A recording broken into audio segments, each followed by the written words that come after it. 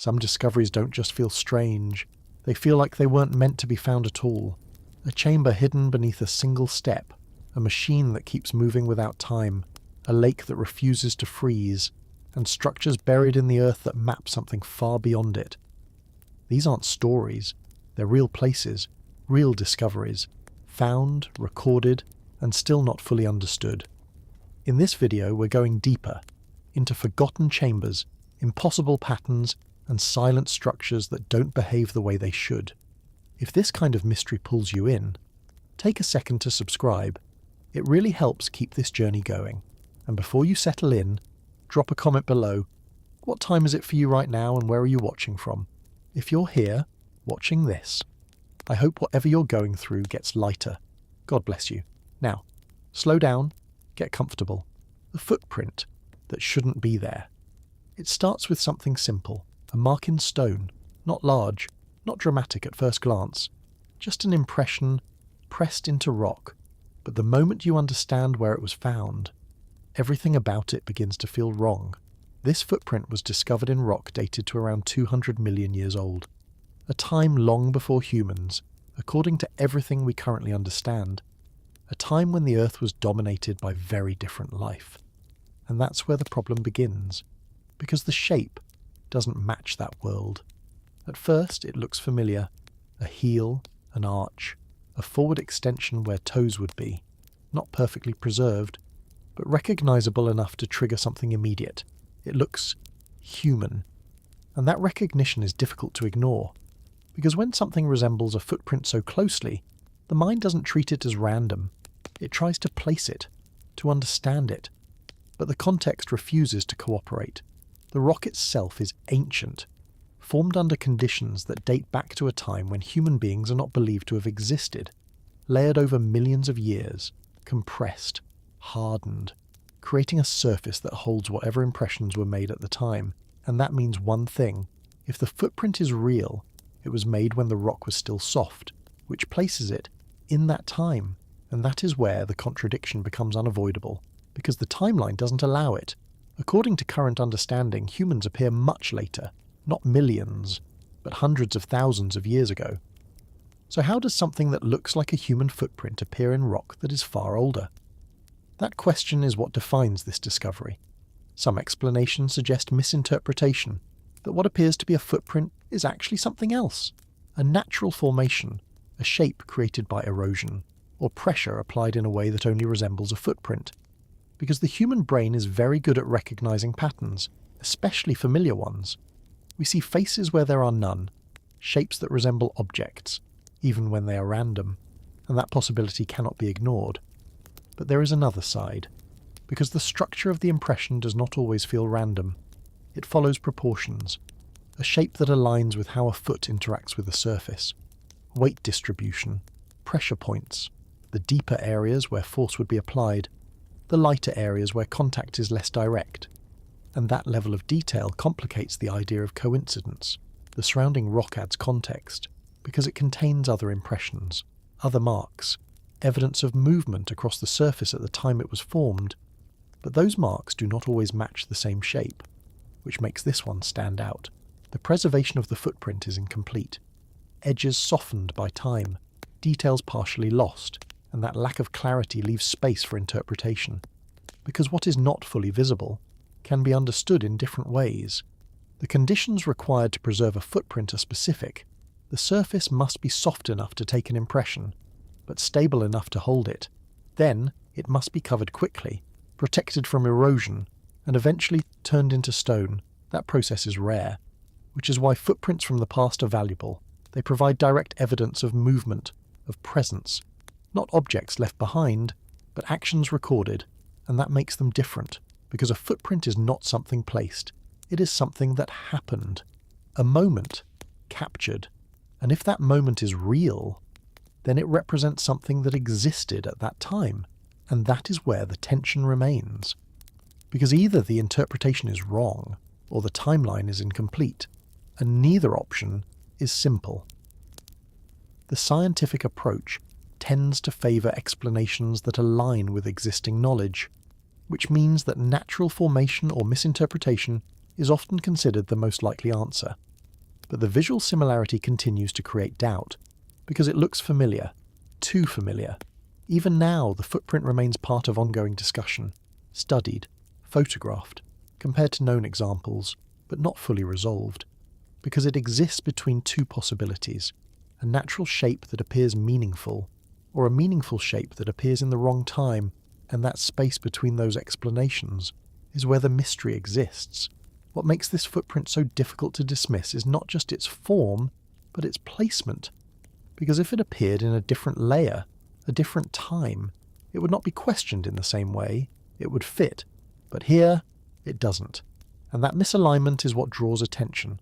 A simple impression in stone, but one that refuses to settle into a clear explanation. A mark left in a moment that should not exist, according to what we know. And maybe that is what makes it so compelling. Not because it proves something completely new, but because it refuses to fully agree with what we already believe. A single step, pressed into the ground, captured in time, a footprint that raises more questions than it answers, and that uncertainty, the cave paintings that seem to glow in the dark. Deep inside a cave, far from natural light, there are markings that don't immediately behave the way you expect them to. At first, they look like any other ancient paintings, shapes on stone, lines forming figures, animals, symbols, simple at distance. But the deeper you go, the more the experience begins to change, because these images don't just sit on the surface, they react. In low light, under certain conditions, parts of the artwork begin to appear brighter. Not illuminated in the way modern materials glow, but enough to stand out from the surrounding rock. And that subtle difference is what draws attention. Because in a place where light is limited, even a small shift becomes noticeable. These are cave paintings created thousands of years ago, applied directly onto stone surfaces using natural pigments, materials gathered from the environment, minerals, charcoal, iron-based compounds, substances that could be ground, mixed and applied. At first the process seems straightforward. Pigment placed onto rock, forms created by hand. But the interaction between these materials and the cave environment introduces something more. Because caves are not neutral spaces, they are enclosed, stable in temperature, often high in moisture, and these conditions affect how materials behave over time. Some minerals used in pigments have properties that respond to light, not producing light on their own, but reflecting it in ways that make them appear more visible in darkness. In very low light, even small reflective qualities can create the impression of a glow, and that effect becomes stronger in a cave environment. Because there is no competing light, the darkness isolates the image, which means the painting doesn't have to be bright to feel like it is. The placement of these paintings within the cave also matters. They are not always located near the entrance. Some are deeper, hidden, which means reaching them requires movement into darkness, and that journey changes perception. Because by the time the viewer arrives, their eyes have adjusted. Sensitivity to light increases, and that makes the paintings more noticeable. Even slight reflections become visible. The shapes themselves are often simple, but intentional. Lines that follow the contours of the rock, using the natural surface to enhance the form, which suggests awareness of space. The artist was not just placing an image, but working with the environment. The glow-like effect adds another layer, because it changes how the image is experienced, not just seen, but revealed, appearing more clearly in darkness than in brighter conditions, and that reversal is unusual, because most images fade in low light. These do the opposite. The purpose of these paintings is not fully defined. Some interpretations suggest ritual significance, images created in spaces removed from daily life, areas that require effort to reach, which adds importance to the act of creating them. Others suggest that the placement and visibility were intentional, that the paintings were meant to be seen in low light, possibly by fire, flickering illumination, which would create movement, shadows shifting across the surface, making the images appear to change, to move, and that interaction transforms the experience, because the artwork is no longer static, it becomes dynamic, responsive to light. The durability of the pigments allows them to remain, even after thousands of years. Even as the cave environment slowly changes, the shape's still visible, the effect still present. What defines these paintings is not just their age, but their behaviour. Images that respond differently depending on the conditions. Artwork that does not rely on brightness, but on contrast. A presence that becomes stronger in darkness. And maybe that is what makes them stand out. Not because they produce light, but because they interact with it. A surface that reflects just enough to become visible when everything else fades. A painting that waits for darkness to reveal itself, and that quiet visibility. The handprint that shouldn't have been left behind. It doesn't look complex at first. Just a shape in stone, pressed into the surface, flat in some places, deeper in others. But the moment you recognise what it resembles, it becomes difficult to look at it the same way again. A hand, 5 extensions, a central palm, a form that feels unmistakably familiar. And that familiarity is immediate, because the human brain does not hesitate when it sees something it knows. It recognises the pattern, a handprint. But the context does not match. The stone in which this impression appears is not recent. It is part of a formation that has existed for a very long time, hardened, compressed, layered through geological processes that take place over vast stretches of time, which means the surface we see today was once something else, softer, more flexible, capable of holding an impression. And that is where the question begins, because if this is truly a handprint, then it was made when the material was still soft, pressed into it, left behind, and then preserved. But the scale does not always match expectation. Some of these impressions appear larger than an average human hand, wider, longer, which introduces uncertainty. Because size changes interpretation. A larger hand suggests something different, not necessarily impossible, but not easily explained. The shape itself varies. Edges not perfectly defined, some areas clearer than others, which is expected. Because time affects detail. Erosion softens edges. Surface changes blur precision. But even with that loss, the overall form remains recognizable, and that recognition is what holds attention. The surrounding rock provides context. It shows no immediate sign of deliberate carving, no tool marks, no clear indication that the shape was created intentionally through cutting or shaping, which suggests that if it is a handprint, it was not carved, it was pressed, and that distinction matters, because carving requires tools, pressing requires presence, a moment, a single action. The conditions required to preserve such an impression are specific. The surface must be soft enough to take the shape, but stable enough not to collapse, then quickly covered or protected, prevented from being erased, and over time, turned into stone. That process is rare, which is why preserved impressions are uncommon, and when they appear, they draw attention. Some interpretations suggest that the shape may not be a hand at all, that it is a natural formation, a pattern created by pressure, cracks, or mineral changes. That only resembles a hand, because the human mind tends to assign meaning to familiar shapes, seeing intention where there may be none.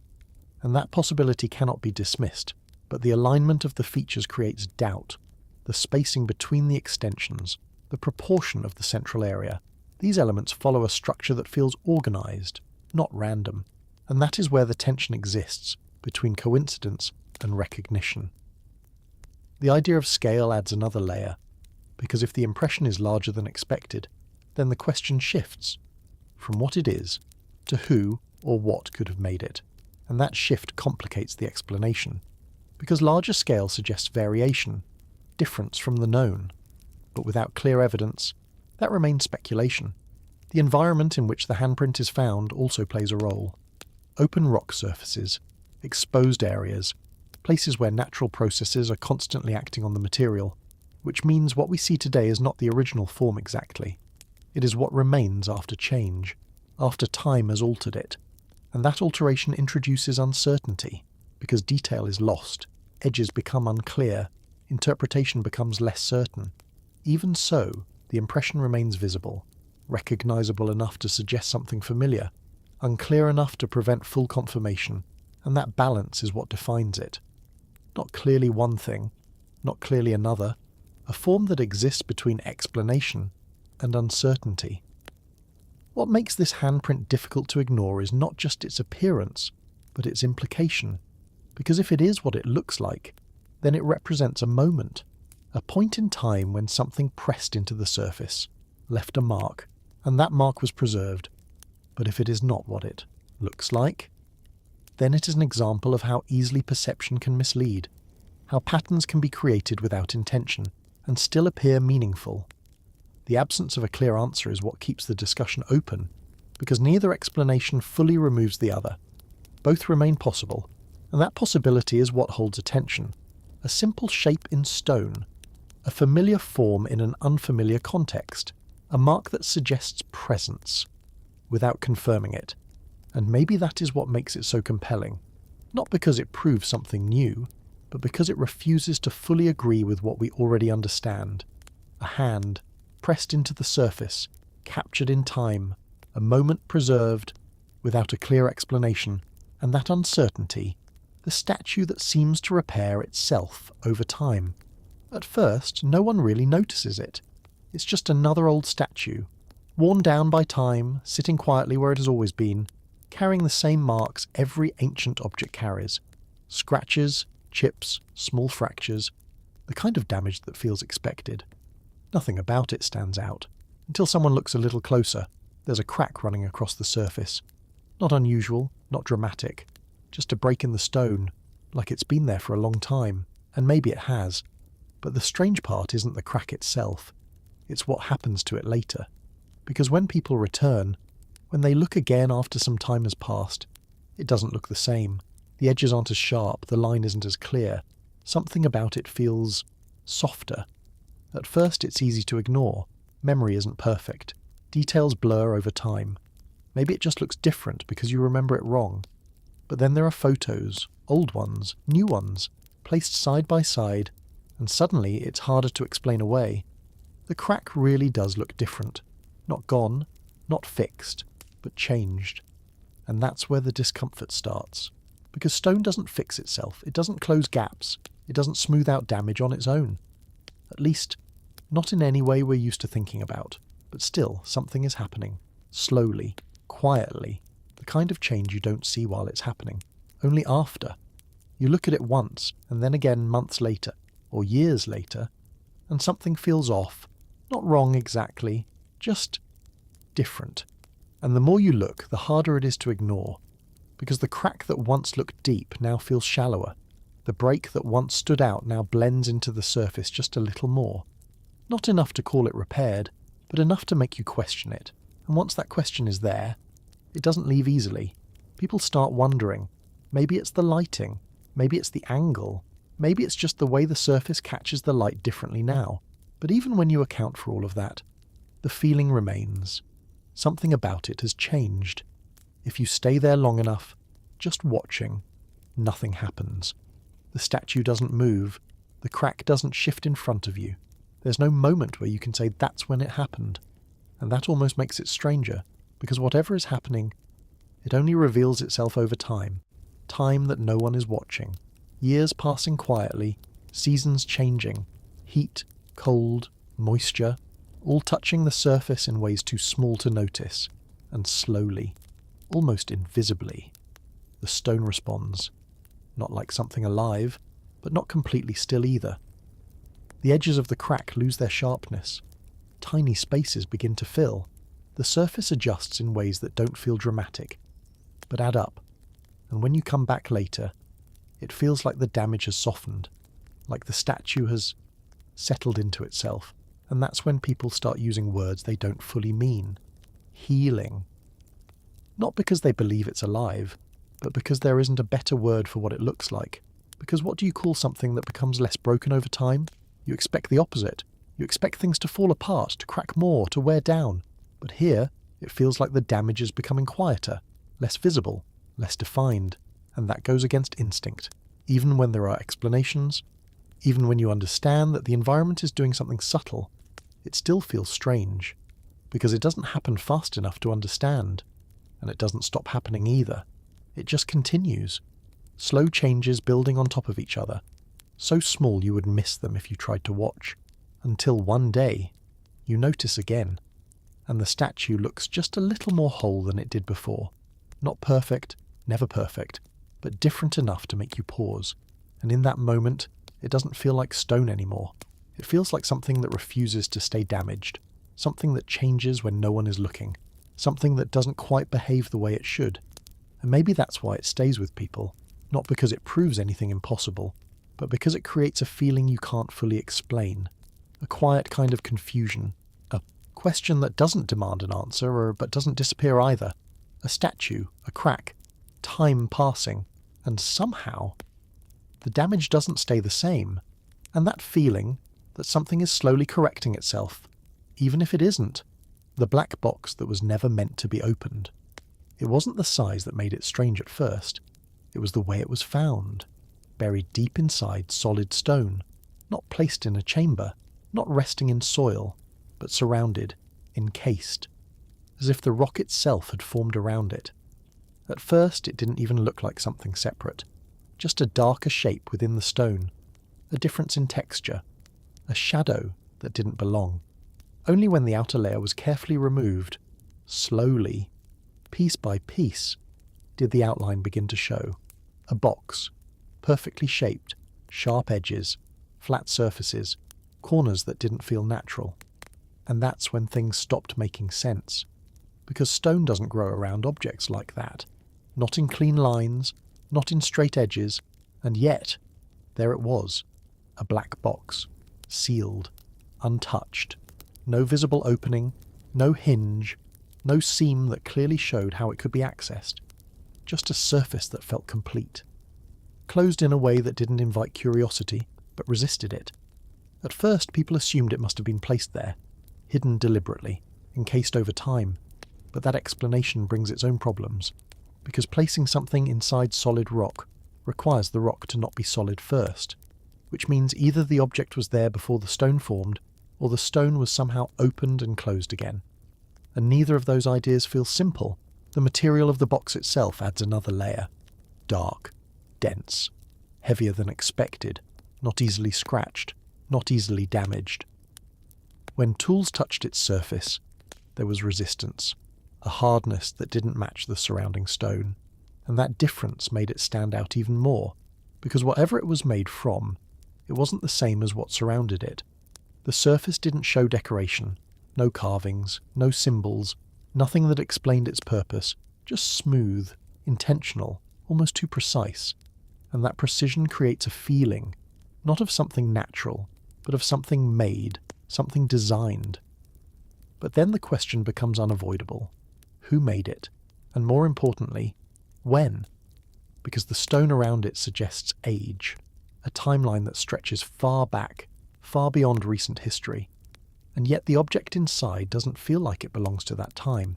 It feels out of place, like something inserted into a story that doesn't include it. Attempts to open it were cautious at first, because breaking it would destroy whatever was inside, and if it had remained sealed for so long, there had to be a reason. But leaving it closed created a different kind of tension, because not knowing what's inside becomes its own weight. Speculation begins. Something valuable, something dangerous, something preserved, or maybe nothing at all.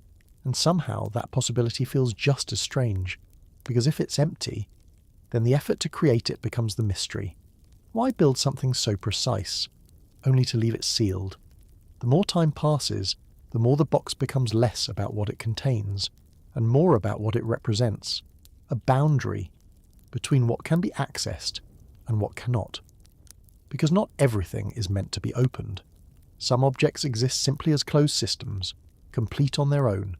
The surface of the box remains unchanged, no cracks forming, no visible sign of weakening. While the stone around it continues to shift, erode, and respond to time, the box holds its shape, as if it exists outside of that process, and that contrast deepens the mystery, because it suggests two different behaviours, the natural and the controlled. The stone ages, the box doesn't seem to, or at least, not in the same way. People return to it, again and again, looking for something they might have missed, a seam, a clue, a way in. But the surface gives nothing. It doesn't invite interaction. It doesn't suggest a solution. It simply remains, closed. And over time, the question begins to shift from what's inside to something quieter. Was it ever meant to be opened at all?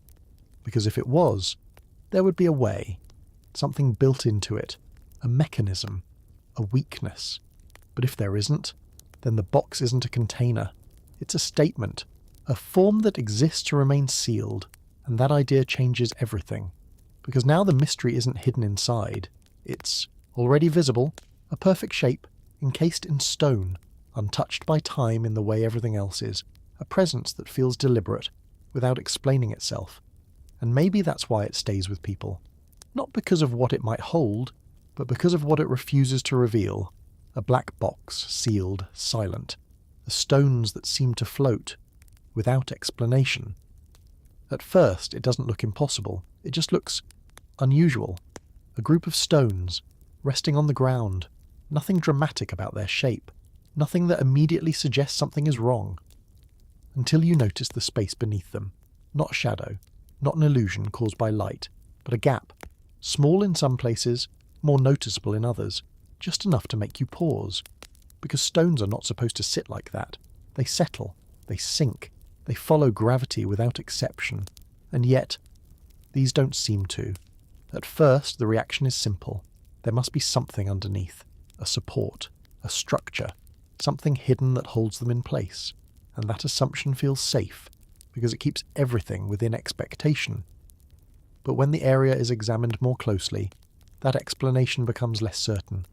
The ground beneath appears uneven, natural, not shaped, not reinforced, no clear platform, no visible base, just surface, and above it, stone, suspended just enough to feel wrong, not high in the air, not dramatically floating, but lifted, separated.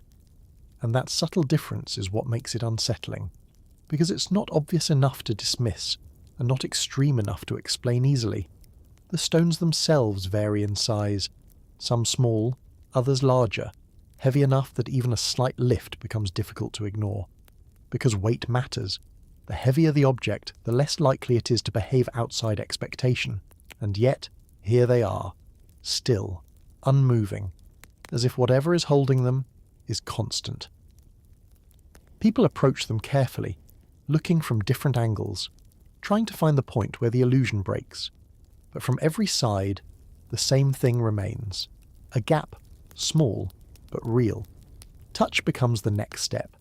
Careful at first, because there is always the expectation that something will give, that the stone will shift, fall, reveal what's underneath, but it doesn't. It holds, firm, as if it is supported, but without showing how. And that's where the feeling changes, from curiosity to something quieter. Because now it's not just unusual, it's unexplained. The environment around the stones doesn't offer immediate answers, no visible magnetic sources, no mechanical structures, nothing that clearly interacts with them, just open space, ground, and the stones themselves. Some explanations suggest that what is being seen is a natural effect, that the ground beneath has eroded in a way that creates small supports, thin contact points, enough to hold the stone, but hidden from certain angles, and that idea makes sense, because erosion can shape the ground in unexpected ways. It can remove material unevenly, leaving behind narrow points of contact, which could create the appearance of floating. But that explanation depends on perspective, because from some angles, those contact points should be visible, and yet they are not always clear. Which brings the question back again. Is it simply the angle, or is something else contributing to the effect? Another possibility is balance, the way the stone rests on the surface, weight distributed in a way that minimizes contact, creating the illusion of separation. But again, that explains part of it, not all of it. The more time you spend looking at them, the less certain the explanation feels, because even when you understand how it might be happening, the visual still doesn't fully agree. It continues to feel wrong, not dramatically, but persistently. And that persistence is what stays with you, because it doesn't go away. Even after you step back, even after you leave, the image remains, a stone, not quite touching the ground, not fully supported, but not falling either. And that space in between is where the mystery sits. What makes this so compelling is not just the effect, but how subtle it is, because it doesn't try to convince you, it doesn't demand attention, it simply exists and waits to be noticed. The longer you think about it, the more it becomes less about the stones and more about perception, about how easily something can appear impossible, even when there might be an explanation, and yet, that explanation never feels complete. There is always something missing, some detail that doesn't fully align, and that gap keeps the question open. Even now, the stones remain, unchanged, holding their position, maintaining that small, unsettling distance from the ground, not rising, not falling, just existing in a way that doesn't fully settle into understanding. A simple scene, stone and ground, separated by just enough space to make you stop, to look again, to question what you're seeing, and that quiet contradiction. The sky that was drawn underground. It doesn't begin with the sky. It begins underground. A tomb. Quiet. Closed for longer than anyone can really imagine. Stone walls on every side. Air that hasn't moved the way it does outside. The kind of place where time doesn't feel like it's passing, just staying. When it's first opened, nothing feels dramatic. Dust, fragments, the usual signs of age, objects placed carefully. Once, a long time ago. But then someone looks up, and that's when it changes, because the ceiling isn't empty. It's covered, not randomly, not with simple decoration, but with something that feels familiar. Dots, lines, patterns. At first it's hard to make sense of it, just marks on stone. But the longer you look, the more it begins to settle into something recognizable. A map, not of land, but of the sky, stars, arranged in a way that doesn't feel accidental, not scattered, but placed, grouped, connected. And suddenly the space shifts, because you're no longer just standing in a tomb. You're standing beneath something that was meant to represent what lies above the earth, and that contrast feels strange. A sky, drawn underground. The tomb itself is old, very old, far older than most things we interact with in daily life, thousands of years, which means the people who created this lived in a completely different world. No artificial light, no modern tools, just the night sky, clear, uninterrupted, visible in a way that is hard to experience now, and that matters. Because when the sky is that visible, you begin to notice patterns, you begin to remember them. Shapes formed by points of light, paths that repeat, movements that stay consistent over time, and eventually, you begin to understand them. Not in a scientific way, but in a way that feels personal, recognizable, and maybe that's what this is. Not just a map, but a memory. Something they wanted to keep. Something important enough to place inside a tomb, above where someone was laid to rest, as if the sky itself belonged there. The details are not perfect.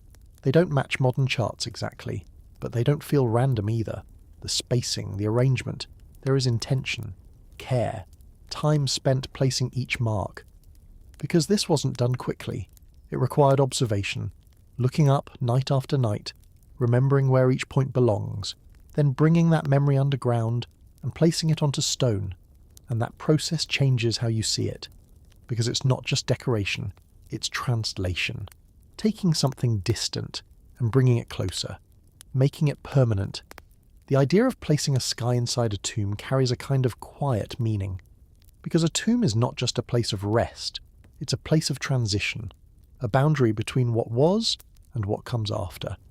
And placing the sky there suggests a connection, not explained directly, but felt, as if the person buried there was not meant to remain in darkness, but to be surrounded by something familiar, something constant. The sky doesn't change in the way the ground does. It moves, but it returns. Patterns repeat, and that repetition creates a sense of continuity, something that lasts. And maybe that's why it was placed there, not as a guide, not as a tool, but as something that remains, something that doesn't disappear, even when everything else does. The tomb holds that image, quietly, hidden from view, not meant to be seen by everyone. only by those who enter, and even then. It reveals itself slowly, not all at once. You have to look, you have to adjust to the space, to the dim light, and then it appears. The sky, not above you, but carved into the stone. And that moment feels different, because it connects two places that should be separate, above and below, life and what comes after. The people who created it didn't leave an explanation, no clear message, no written description of what it means, only the image itself, and that leaves space to interpret, to wonder, to ask why this was important enough to preserve. Even now, it remains, the tomb still holding that sky, the mark still visible, unchanged in the way that matters, and when you stand beneath it, it doesn't feel like a drawing. It feels like something remembered, something carried across time, placed there intentionally and left without explanation. A sky that was never meant to be forgotten, even in a place where everything else is, and that quiet image, the chamber where sound disappears.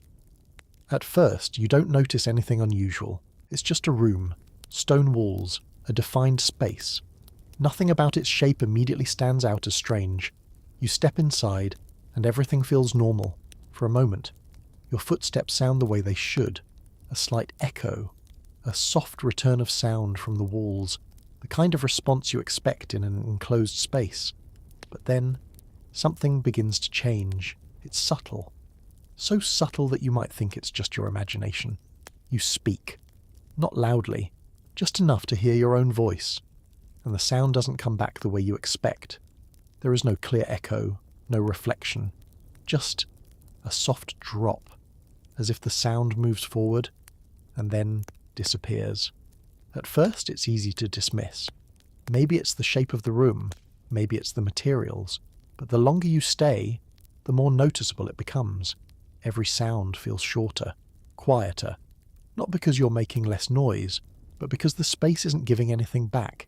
You clap your hands, the sound is there, but it doesn't travel, it doesn't bounce, it simply ends. And that's when the feeling shifts. Because sound is something you rely on without thinking. You expect it to behave in certain ways, to reflect, to return, to confirm the space around you. But here, that confirmation is missing. The walls don't respond. The air doesn't carry the sound the same way. Everything feels absorbed. And that changes how the space feels. It becomes heavier, not physically, but perceptually. Because without sound returning to you, the room feels smaller, more enclosed. Even if the dimensions haven't changed, you speak again, and this time you notice something else. Your own voice feels different, closer, as if it never left you, as if it stayed where it was created, and that creates a strange kind of awareness.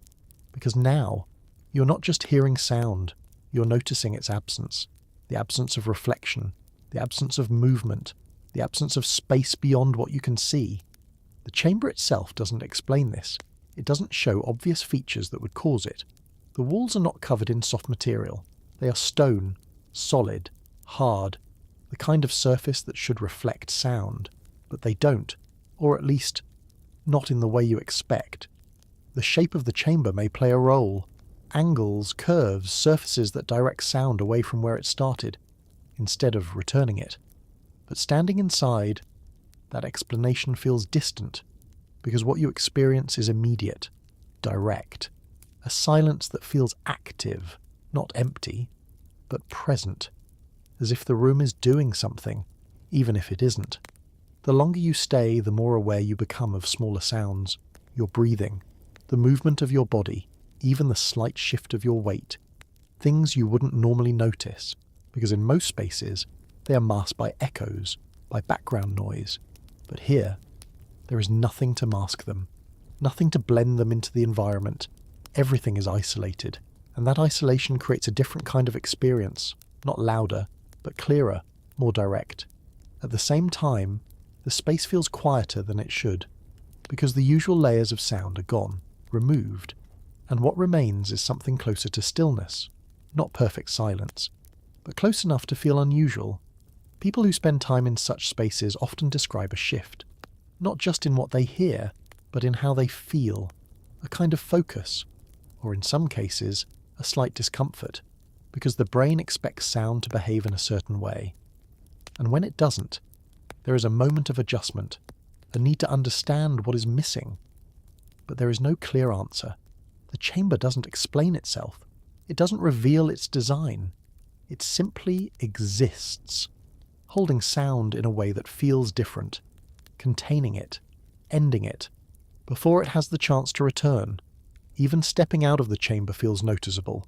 Sound returns gradually. Echoes reappear. The environment feels larger again, more open, and that contrast makes the experience clearer. Because you realize what was missing, what the chamber had taken away. Not sound itself, but its movement, its reflection, its ability to confirm space. And without that, the room feels different, not just quiet, but contained. A place where sound does not travel the way it should. A space that absorbs more than it reflects, and that behavior is what stays with you. Not because it is loud, not because it is dramatic, but because it is subtle. A small change in how something behaves that alters everything around it. A chamber, stone, and a silence that doesn't feel empty, but complete. And that stillness, the stone that opens only once, each year. It doesn't look like something that should move. At first glance, it's just part of the landscape. A large stone, set into the ground as if it has always been there, weathered, still, the kind of object you would walk past without thinking twice. Nothing about it suggests change. Nothing about it suggests movement. And that's what makes the story feel impossible at first. Because stones don't open. They don't shift on their own. They don't respond to time in a way that can be noticed within a single moment. They stay. But here, there is a difference. Not always. Not something you can see whenever you want. Only at a specific time, once each year. And the rest of the time, nothing happens. The stone remains exactly as it appears. Closed. Solid. Unchanged. Which makes it easy to doubt, easy to dismiss, because if something only happens once a year, it is rarely seen, and if it is rarely seen, it becomes something that lives more in memory than in direct observation.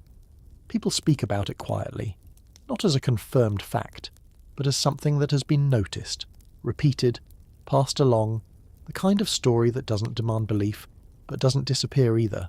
The timing is specific, not random, connected to a particular day, a moment in the year when something shifts, the position of the sun, the angle of light, the environment aligning in a way that does not happen at any other time. And during that moment, the stone changes, not dramatically, not in a way that breaks apart or reveals something obvious, but enough. Enough to create a gap, a separation, a small opening where there was none before, and that opening doesn't last. It appears, then it fades. The stone returns to its original state, closed again, as if nothing happened, which makes the experience feel uncertain, because if you weren't there, you would never know. There are no clear mechanisms, no visible hinges, no signs that the stone is designed to move. It looks solid, continuous, and yet something shifts. Some explanations suggest that it is not the stone itself that moves, but the way light interacts with it. That at a certain time of year, the angle of the sun creates the illusion of an opening. Shadows forming shapes that appear like separation. But that explanation depends on perception, because those who have seen it describe something more than just light. A change in the structure. A difference that feels physical, not just visual. Others suggest temperature. The way materials expand and contract. That at a certain point, the internal pressure within the stone changes enough to create a shift. A slight movement, barely visible, but enough to create that moment of opening. And that idea feels possible, because stone does respond to temperature. It is not completely fixed. But again, that explanation does not fully settle the experience, because the timing is too precise, too consistent, always returning to the same moment, the same day, as if it is following something, not randomly changing, but responding to a pattern.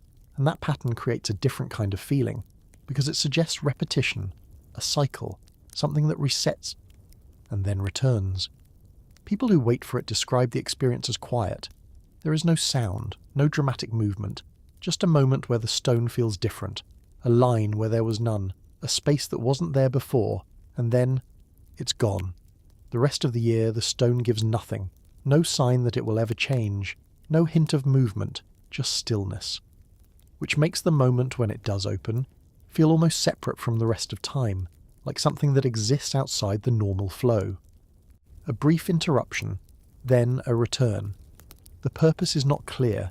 There is no indication of what lies beyond the opening, no confirmed evidence of what is inside, because the moment is too short, too limited, not enough time to fully explore, and that keeps the mystery contained, because even if it opens, it doesn't reveal everything, only enough to show that something happened, and then it closes again, leaving the question behind: why only once? Why that specific moment? And what is the stone responding to?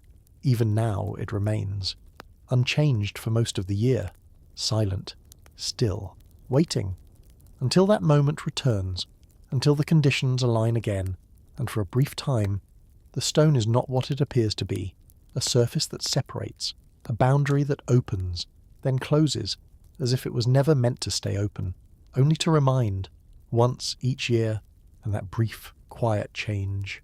The lens that was buried, before it should have existed. It doesn't look important at first, just a small object, resting among other items placed inside a grave. Nothing about it immediately stands out as extraordinary. The setting itself feels familiar. A burial site, carefully arranged, objects placed with intention, things that were meant to remain with the person long after they were gone. And at first this object feels like just another part of that arrangement, until someone picks it up and notices the way it interacts with light. It isn't flat. It isn't rough like the surrounding materials. It's smooth, curved, and when light passes through it, something changes. The image behind it shifts, bends, focuses, and that's when it becomes clear. This is not just a piece of crystal. It's a lens, a shape designed to alter the path of light, not by accident, but by form, and that realization changes everything. Because lenses are not simple objects, they require understanding, not necessarily in modern scientific terms, but in practice. You have to know what happens when a surface is shaped a certain way. You have to recognize that light can be directed, focused, and that knowledge is not always obvious. Especially thousands of years ago, the grave itself is old, very old, dating back to a time long before lenses are commonly associated with human technology. Which creates the question, how did this exist here? Was it intentional, or something discovered by chance? The surface of the lens is not perfect, not in the way modern lenses are, but it is precise enough to function, curved in a way that changes how light behaves, and that precision matters, because it suggests effort, time spent shaping it, adjusting it, until it reached a form that produced a result. When held at a certain angle, it brings distant objects slightly closer, not dramatically, but noticeably. When held differently, it focuses light into a smaller point, and that creates another possibility, because focusing light can generate heat, enough to ignite certain materials, which means this object may not have been used just for viewing, but for creating fire, light, or something else entirely. The presence of the lens in a grave suggests importance, because not everything is placed in burial sites, only objects that carry meaning, value, something connected to the person, which means this was not discarded, it was chosen, and that choice matters, because it tells us that whoever was buried there either used this object or was connected to it in a way that mattered. The surrounding items do not fully explain it. They provide context, but not clarity. Nothing directly points to why the lens was included, only that it was, and that leaves space for interpretation. Some suggest it was used for detailed work, close observation, looking at small objects more clearly. Others suggest it had symbolic meaning, something connected to vision, to perception, to seeing beyond what is immediately visible. And that idea fits in a different way, because objects placed in graves are not always practical. Sometimes they represent something, an idea, a role, a belief. But even with these interpretations, the question remains. Was this knowledge intentional? Did the people who created this lens understand what they were doing, or did they discover it through experience without fully explaining it in the way we do now? Because knowledge does not always begin with theory. Sometimes it begins with observation, trial, adjustment, seeing what happens, and refining it. And that process can lead to results that appear advanced, even if they were reached differently. The lens itself does not explain its origin. It does not carry markings that define its use. It simply exists. A shaped piece of crystal that behaves in a way that feels familiar to us, but may not have been fully understood in the same way when it was created.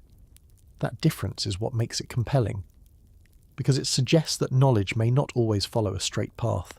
That understanding can appear, disappear, and reappear again in different forms. Even now the lens remains, preserved, studied, but still not fully placed within a clear story. Because while we understand what it does, we don't fully understand how it came to be there, or why it was important enough to be buried. A small object, simple in form, but carrying a function that feels ahead of its time, a way of shaping light, of changing how the world is seen, and placed quietly inside a grave, as if it belonged there, and that quiet contradiction. The lost chamber beneath the Sphinx. It begins with something that feels complete, but isn't. The Sphinx has been standing there for thousands of years, silent, still, watching the horizon in a way that feels deliberate. At first it looks like everything is visible, nothing hidden, nothing missing. But the longer you look at it, the more it feels like something is left out, not above the surface, but beneath it, because the Sphinx was not built in pieces. It was carved directly from the bedrock itself, which means it doesn't sit on the ground, it is the ground. And that changes the question completely, because if something was carved downward as well, there would be no clear sign of it, no entrance, no doorway, just stone. For a long time that's what people believed, that there was nothing beneath it, only solid rock. But that idea didn't stay untouched, because eventually researchers stopped trying to see beneath the Sphinx and started trying to measure it. Signals were sent into the ground, waves moving through the stone, returning with information, and what came back was not completely consistent.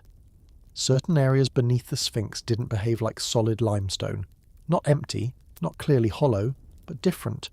Subtle variations in density, small irregularities, the kind that shouldn't be there if everything below was uniform, and that's where the question started. Could there be space beneath it? Not imagined, not symbolic, but physical.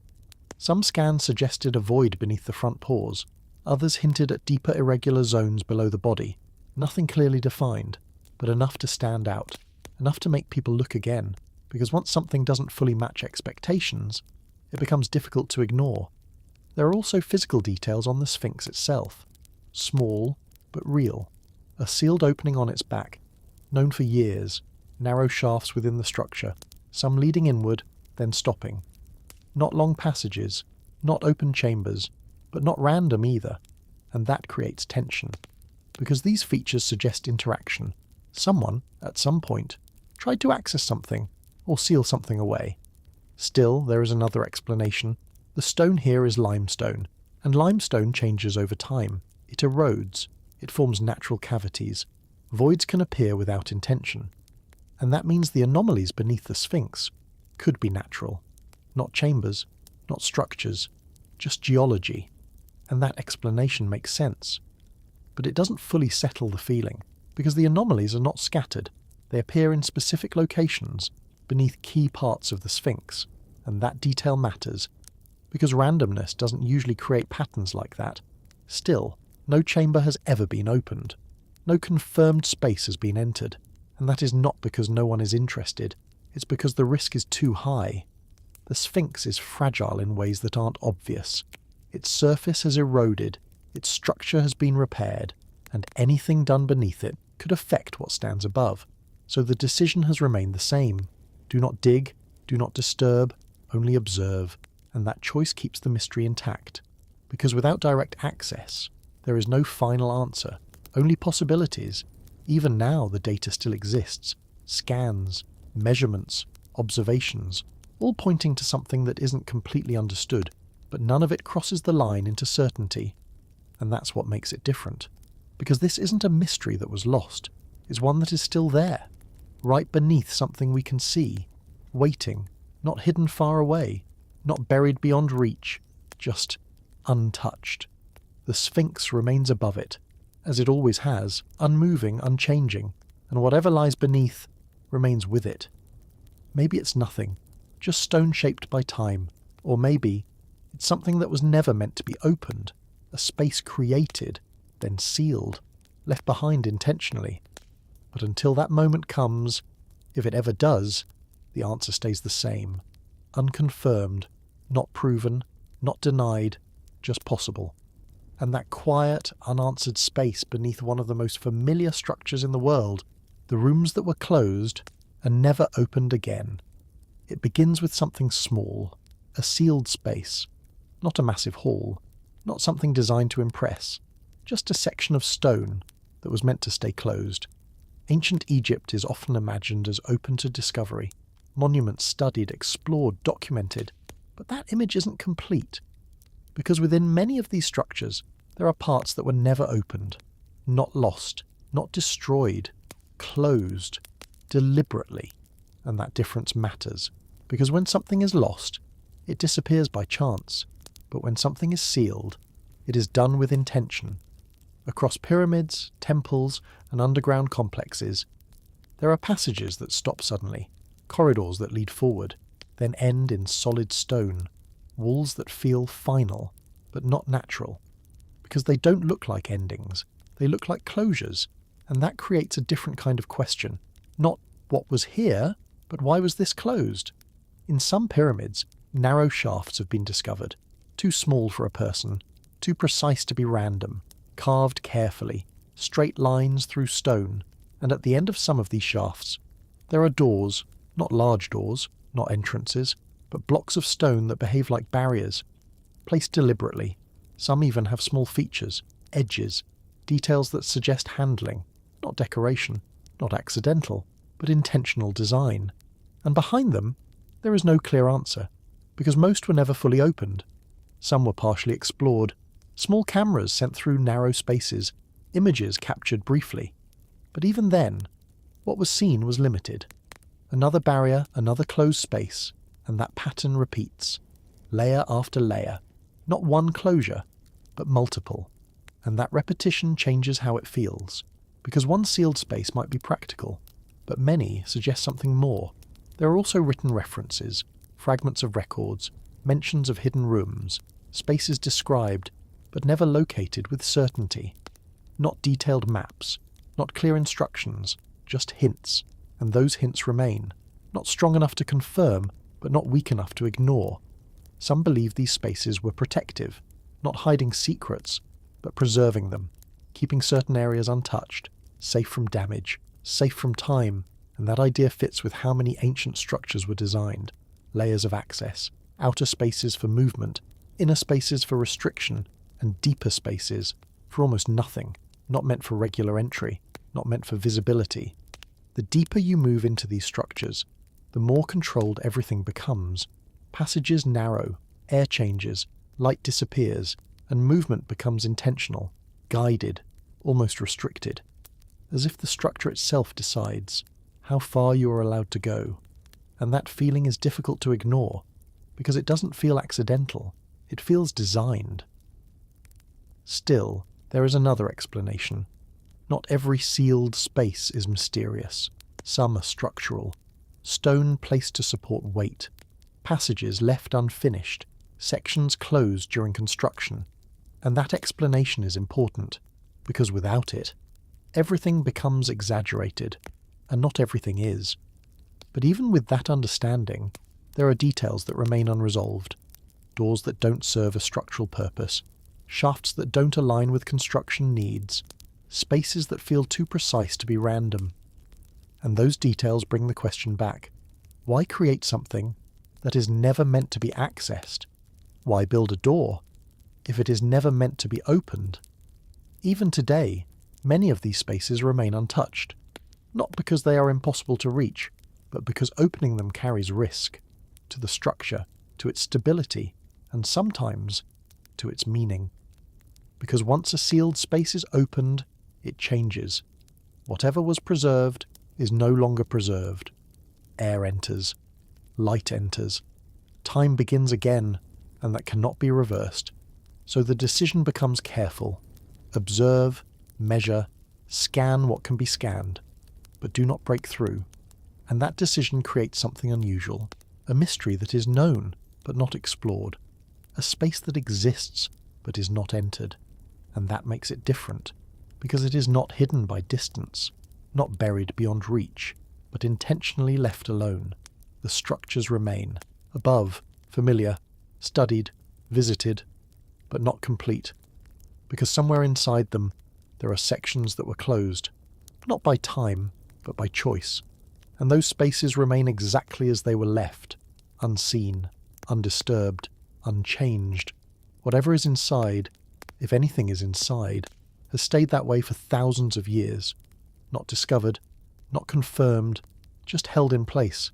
And that creates a quiet tension, because the answer may exist, but it has not been revealed, and until that changes, the question remains, not loudly, not dramatically, but quietly, persistently.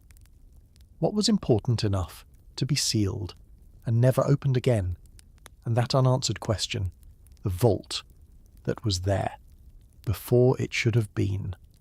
It begins with a structure that doesn't quite fit, not in shape, not in scale, but in time, because everything around it tells one story, and it tells another. The site itself is familiar, associated with a known ruler, a known period, a place that has already been studied, mapped, documented. But beneath that layer, there is something older, something that doesn't match the timeline, a chamber, not large in the way monuments are large, but precise, cut into stone with a level of control that feels deliberate, and what makes it different is not how it looks, but when it appears to have been made, because the surrounding structure belongs to a later period, clearly defined, linked to a specific pharaoh, but this chamber doesn't align with that. The stonework is different, not drastically, but enough to be noticed. The cuts feel older, less refined in some ways, but more direct in others, as if it belongs to a different method, a different approach. And that difference raises a quiet question. Was this here first, before the rest was built, before the structure above it existed? Because if it was, then everything changes. It means the site was not created all at once, but layered, something placed on top of something else. And that idea is not unusual. Many ancient sites show signs of reuse.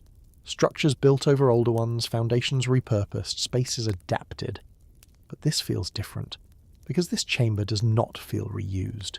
It feels preserved, left intact, as if the builders who came later chose not to alter it, not to expand it, not to remove it, but to build around it. And that choice matters, because builders usually modify what is already there. They reshape it, integrate it. But here, that didn't happen. The chamber remains separate, distinct, almost untouched, and that suggests something unusual. Not just age, but importance, because something is only left unchanged if it is meant to be, or if it cannot be easily altered. Inside, the space is quiet. No decoration, no inscriptions that clearly define its purpose, just stone, smooth in some places, rough in others, functional, not expressive.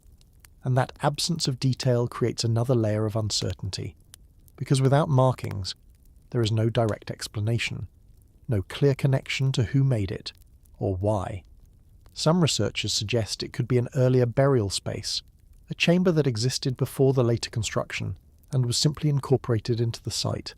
Others believe it may have served a different purpose, storage, ritual, or something more practical. But none of these ideas are confirmed, because the evidence is limited, and interpretation depends on perspective. What makes it more difficult is the lack of transition. There is no clear point where the older structure becomes the newer one, no visible boundary, just a difference in style, a shift in technique, and that makes it harder to define, because without a clear separation, it becomes easy to overlook, easy to assume it all belongs to the same time, but it doesn't feel that way. There is a quiet inconsistency, a sense that something doesn't fully align, And that feeling is what keeps the question open. Why is this here? And why does it seem older than everything around it? Even today, the chamber remains part of the structure. Not isolated, not removed. Still connected, but not fully explained. It exists within the known, but doesn't fully belong to it. And that creates a different kind of mystery. Not something hidden, but something misaligned. Something that doesn't match the expected order. And that kind of detail is easy to overlook, because it doesn't stand out dramatically. It doesn't demand attention. It simply exists, quietly, within the larger structure. But once you notice it, it becomes difficult to ignore, because it suggests that the timeline is not as simple as it seems, that what we see as a single construction may actually be multiple moments layered together, different times, different builders, different purposes, all combined into one place. And somewhere within that combination, this chamber remains, unchanged, older than it should be, present before the rest, and still there, without a clear explanation. And that quiet inconsistency, the desert machine that shouldn't exist. It begins with something that doesn't belong, not hidden, not buried deep, just sitting there, in the middle of the desert. At first it looks like part of the landscape. Stone, dust, heat. Nothing unusual. But then the shape becomes clearer, too straight, too precise, not natural, not random, and that's when the first question appears. What is this doing here? Because the desert is not empty. It holds ruins, fragments of structures, remains of things that once had purpose. But this doesn't feel like a ruin. It feels intact, deliberate, as if it was placed there and left. The object itself is difficult to describe, not because it is complex, but because it doesn't match a known category. Part structure, part mechanism, stone in some places, metal in others, surfaces that don't seem to belong to the same time, and that difference creates tension. Because materials usually match their period. They follow patterns, but here, those patterns don't align. Some sections appear weathered, worn by time, others look less affected, as if they haven't been exposed for as long, and that contrast is hard to ignore, because it suggests more than one moment, more than one phase, or something that doesn't follow the expected timeline. People who first encountered it didn't understand what they were looking at, not immediately, because there is no clear entry point, no obvious function, just form, a shape that suggests purpose, without explaining it. There are openings, but not like doors, narrow, precise, too controlled to be random, but not large enough to clearly access, and that makes interaction limited. You can observe it, you can touch it, but understanding it is different. Some parts seem aligned, not with the landscape, but with something beyond it. Angles that don't follow terrain, edges that point in directions that feel intentional, and that detail adds another layer. Because alignment suggests design, not accident, but purpose. Still, the purpose is not clear. There are no moving parts, nothing that activates, no sound, no response, just stillness. And that stillness is important, because if something is a machine, it is expected to do something, to move, to respond. But this doesn't. It simply exists, and that creates doubt. Because without function, the idea of a machine becomes uncertain. Some suggest it is not a machine at all, just a structure, something symbolic or unfinished, left incomplete. But that explanation doesn't fully settle the details, because unfinished structures usually show signs of interruption, irregular edges, incomplete patterns. But here, everything feels controlled, intentional, even in its stillness. There are also markings, not clear writing, not symbols that can be easily interpreted, but patterns, repeating shapes, placed in ways that feel deliberate, and that suggests communication, or at least a system. But without context, it remains unreadable. The environment around it offers no answers, no nearby structures that explain its presence, no clear connection to a larger site. It stands alone, and that isolation matters. Because most ancient constructions are part of something bigger, a city, a network. But this doesn't seem connected. It feels separate, as if it was placed there independently and left. Over time, the desert has changed around it, wind shifting sand, covering parts, revealing others, but the structure itself remains, stable, unmoved, as if it is not affected in the same way, and that adds to the uncertainty, because exposure usually leaves consistent marks, but here the effects are uneven, some surfaces worn, others preserved, and that difference suggests time, but not in a simple way, not one continuous timeline, but something more complex, multiple phases, or unknown conditions. Even now there is no clear explanation, no confirmed origin, no defined purpose, only observation and interpretation. Some see it as evidence of advanced construction, others see it as misunderstood remains, a structure that appears unusual only because its context is missing. And that idea is possible, because without context, anything can seem out of place. But even with that, there are details that remain, difficult to explain. The precision, the alignment, the combination of materials, the absence of clear function, all existing together without resolution, and that combination is what keeps it present. Because it doesn't fully settle into one explanation, it stays in between, not fully understood, not completely unknown, just unresolved. The desert continues around it, unchanged in its rhythm, wind, sand, silence. And within that environment, this structure remains, not active, not explained, just there. A form that suggests something more without revealing it, and that quiet contradiction. Wall that shouldn't exist carved into solid mountain without tools. It begins with something that looks natural, a mountain, rough, uneven, shaped by time. At first, nothing feels unusual, just stone, layers formed over thousands of years. But then, something changes. A surface appears, flat, too consistent, and that's when the question begins, because mountains don't usually form like that, not in straight lines, not in clean plains. Natural rock breaks unevenly, it fractures, it erodes in irregular ways, but this doesn't follow that pattern. It looks cut, not roughly, but deliberately. A section of the mountain, shaped into something controlled. A wall, not built with blocks, not assembled piece by piece, but carved directly into the stone itself. And that difference matters, because building something is one thing, cutting into solid rock is another. The surface extends across a distance, not small, not isolated, a continuous face, maintained with a level of consistency that feels intentional. There are no loose stones, no signs of collapse, just a clean transition from natural rock to something shaped. And that's where the confusion begins, because the scale is difficult to ignore. This is not a small carving, not a localized modification. It's large, extending across the mountain in a way that suggests effort, time, planning. And that leads to the next question. How was this done? Because working with stone at this scale requires tools, not necessarily modern tools, but something, a method, a process. Stone does not shape itself, it resists, it requires force, precision, repetition. And yet, there are no clear marks that explain the process, no consistent tool patterns, no obvious signs of cutting methods, just the result, a surface that exists without fully explaining how it was made.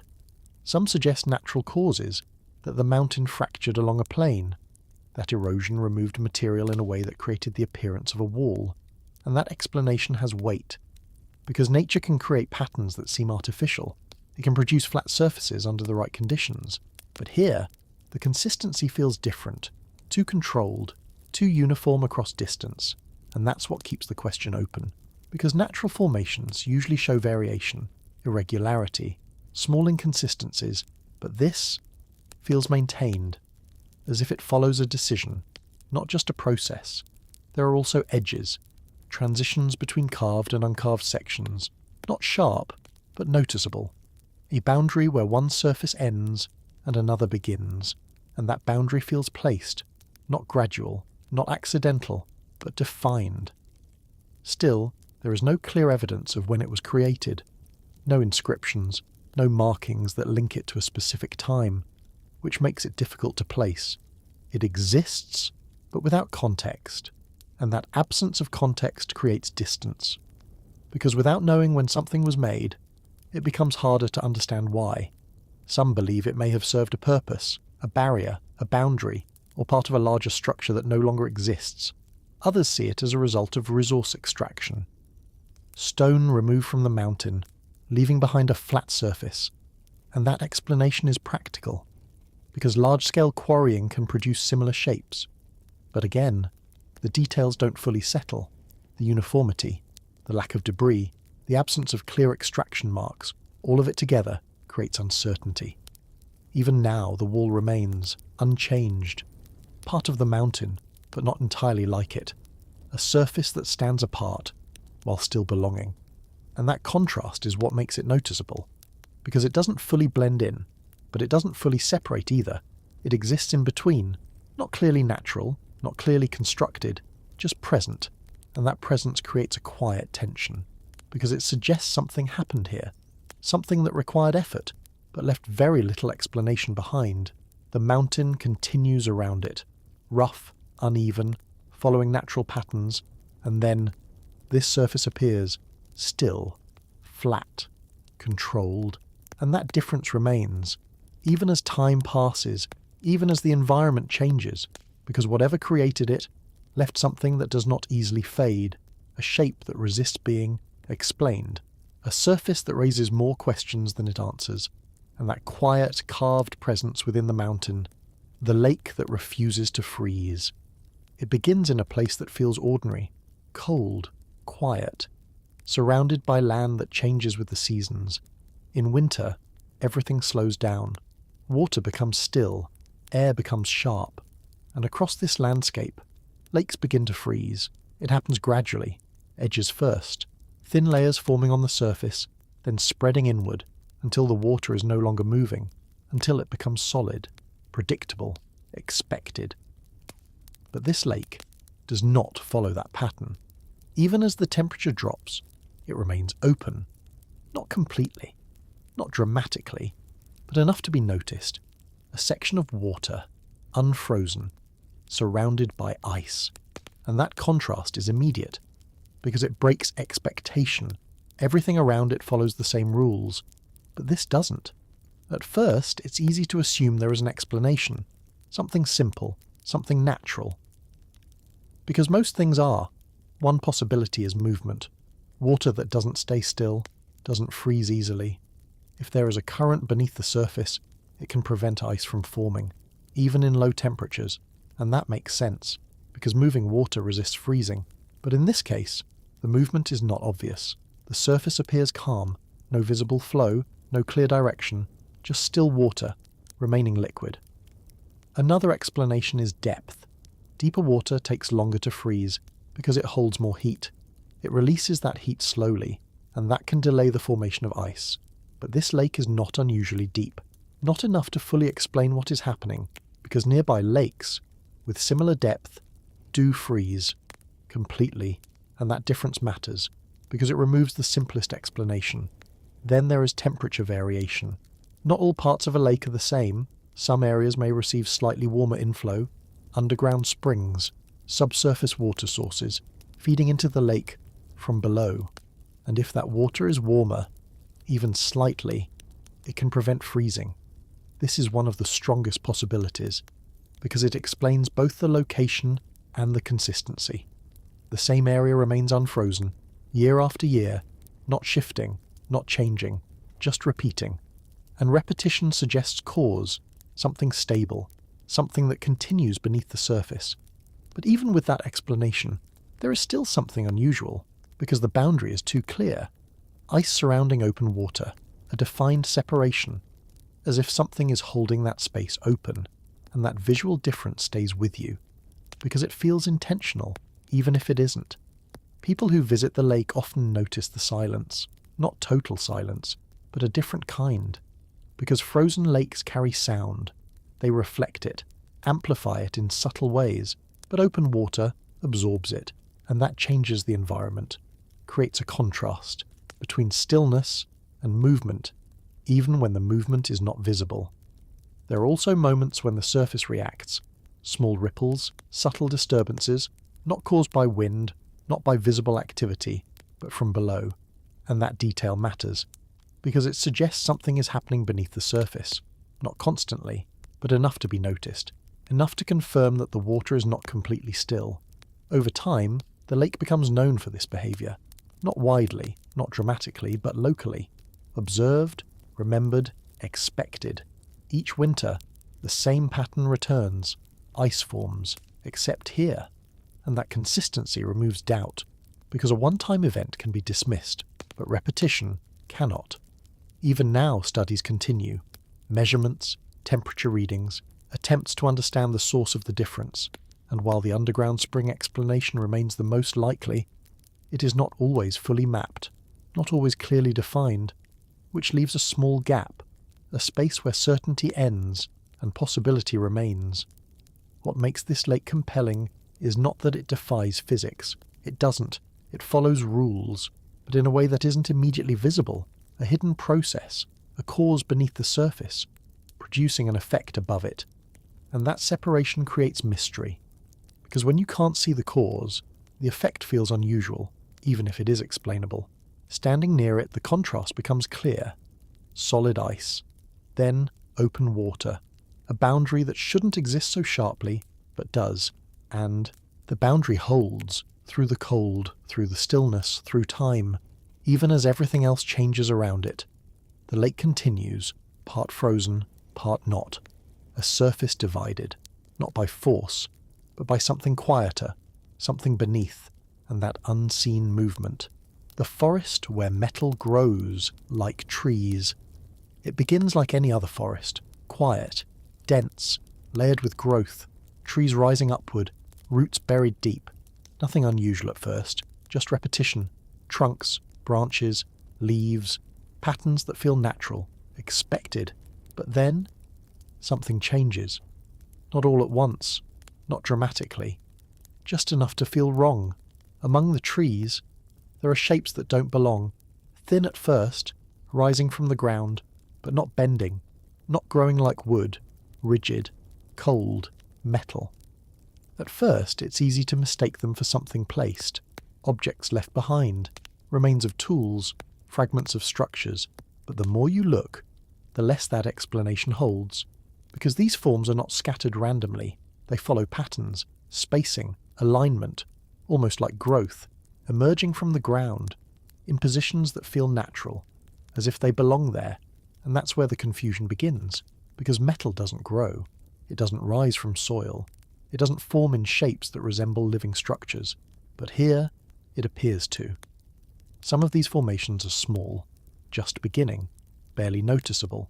Others are larger, extending upward, branching slightly, not like trees, but enough to suggest development, and that difference is what makes it unsettling, because it mimics growth without being alive.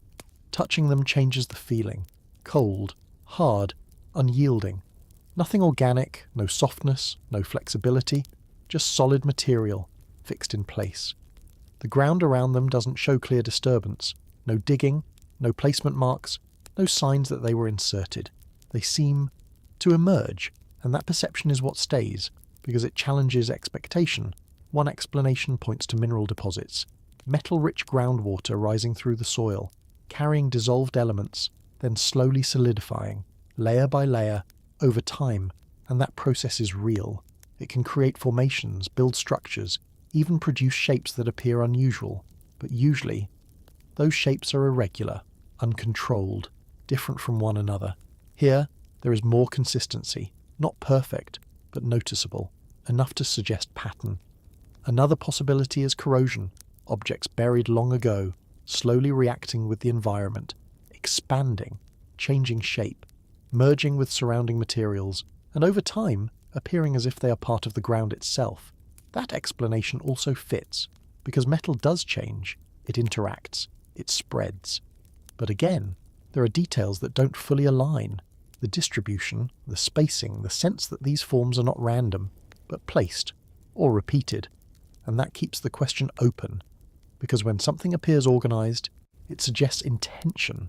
Even if that intention is natural, walking through this forest feels different, not because of the trees, but because of what stands between them, metal among wood. rigid forms among living growth, and the contrast is constant, one organic, one not, side by side, existing together, without explanation. Some areas show clusters, groups of formations, closer together, almost like patches. Others are more isolated, single structures rising alone, and that variation adds complexity, because it suggests multiple conditions, not one uniform process, but something that changes across space. Even now, studies continue. Samples taken, composition analysed, attempts to trace origin, and in many cases the material matches known metals, iron, other elements combined, nothing unknown. But the form remains unusual, because knowing what something is made of doesn't always explain how it formed, or why it appears the way it does. The forest itself continues to grow, trees rising, roots spreading, and among them, these structures remain, not growing in the same way, but not disappearing either, holding their shape, maintaining their position, as if they are part of the environment, even if they don't fully belong to it. Standing there, the question doesn't feel urgent. It feels quiet, persistent, because nothing here demands attention, nothing moves, nothing changes suddenly. But the longer you observe, the more it settles in, metal, rising from the ground, in a place where it shouldn't, in a form that suggests growth without life, and that contradiction, the mill that never stops turning. It begins with something familiar, a mill, wooden, weathered, placed in an open landscape, the kind of structure that depends on movement, wind, flow, something external, because without that, it should stop. That's how it works. Blades turn when pushed, then slow, then rest, until something moves them again. But this one doesn't follow that pattern. Even when the air is still, it continues, not fast, not aggressively, but steadily, turning. At first it's easy to miss, a slow rotation, barely noticeable, but consistent. And that consistency is what changes everything, because random movement fades, it stops. But this doesn't. It continues, even when nothing around it suggests it should. Standing near it, the air feels calm. No strong wind, no visible force. Trees remain still, grass does not bend, but the mill moves, and that creates a quiet contradiction. Because movement without cause feels wrong. There are explanations. Always. One possibility is residual motion, that the structure was set in motion earlier and continues due to low resistance. But that only lasts for a short time. Minutes, not hours, not continuously. And here, the motion doesn't fade. Another idea is internal imbalance, a slight shift in weight, a distribution that causes constant rotation, even without external force, and that is possible. Because imbalance can create motion, but usually it results in irregular movement, stops, changes in direction. But this remains steady, controlled, and that difference matters. There is also the possibility of air currents, not visible, not strong, but present. Subtle movement in the atmosphere, enough to turn the blades slowly. And that explanation is reasonable, because air is rarely completely still, even when it feels that way. But again, the consistency feels too precise, too continuous, as if the motion is maintained, not just allowed. There are also structural factors, the design of the mill itself, the angle of the blades, the friction in the mechanism, all influencing how it moves, and in some cases, reducing resistance enough to allow prolonged motion. But even then, there should be variation, small changes, moments of slowing. And here, those moments are difficult to notice. The movement remains almost constant, and that's what stays with you, not the speed, but the persistence. Because persistence suggests something ongoing, something active, even if it isn't visible. People who observe it for longer periods notice something else. The direction rarely changes, not completely fixed, but stable, as if the motion is guided, and that adds another layer. Because guided movement implies control, even if that control is natural. The structure itself shows age, wear, exposure to time, but the mechanism remains functional, maintained in a way that allows it to continue, and that raises another question. Was it designed this way, not just to move, but to keep moving. Because if so, then the motion is not unusual. It is intentional, a feature, not an accident. But without clear records, that remains uncertain. There are no markings that explain its purpose. No inscriptions that describe its function, just the structure itself and its behaviour. Even now it continues, slowly, quietly, turning, without interruption, without clear cause. And that quiet repetition becomes familiar, not surprising, not dramatic, just consistent. And that consistency is what makes it difficult to ignore, because most things stop. Most systems require input, energy, force. But this appears to continue, as if it exists in a balance, a state where motion is maintained without obvious effort, and that balance creates a different kind of question. Not why is it moving, but what is allowing it to keep moving? Because the answer is there, somewhere within the structure, within the environment, within the interaction between both, but it's not immediately visible, and that absence keeps the mystery present. The landscape around it remains unchanged, still, quiet, following its own rhythm, and within that stillness, the mill continues, turning, without urgency, without pause, and that quiet, uninterrupted motion. The lens that shows a different sky. It begins with something small, a lens, not large, not complex, just a shaped piece of glass, something that fits in your hand, something that doesn't feel important at first until you look through it and notice something slightly different. At first it's easy to ignore, the sky looks normal, blue, open, unchanged, but then you adjust the angle and something shifts. Not dramatically, not enough to feel impossible, but enough to feel wrong. The light bends, not in the usual way, not just magnified, but altered. The colour deepens, the brightness changes, and small points appear, faint, barely visible, but there. At first it seems like a reflection, something on the surface of the lens, a distortion. But when you move it, the points remain, consistent, holding their position relative to the sky. And that's when the question begins, because lenses are simple tools. They bend light, they focus, they magnify. But they don't create new images, they don't introduce something that isn't already there, or at least, they're not supposed to. Looking through it again, more carefully, the pattern becomes clearer, not random, not scattered light, but points, arranged, almost like stars, but visible during the day. And that's where the confusion grows. Because stars are there, always, but hidden by brightness. The sky during the day scatters light in a way that makes them invisible. So the idea of seeing them isn't impossible, but it is unusual, because it requires specific conditions, specialized filters, controlled environments. And this lens does not appear to be specialized. It is simple, old, not manufactured with modern precision, and yet the effect remains.